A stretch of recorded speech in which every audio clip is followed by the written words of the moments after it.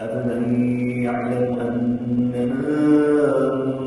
أنزل إليك من ربك الحق كمن هو أعمى إنما يتذكر أولو الألباب الذين يوفون بعهد الله ولا ينقضون الميثاق والذين يصلون ما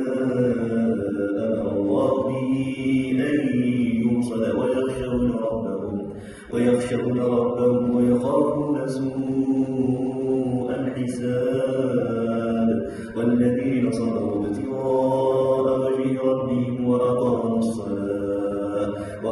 الصلاة وأنفقوا مما رزقناهم سرا وعلانية ويدرؤون بالحسنة السيئة أولئك لهم عقبى الدار جنات عدن يدخلونها ومن صلح من آبائهم وأزواجهم وذرياتهم والملائكة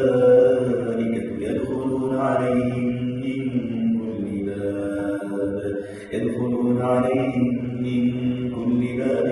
سلام عليكم بما صبرتم فنعم عقبى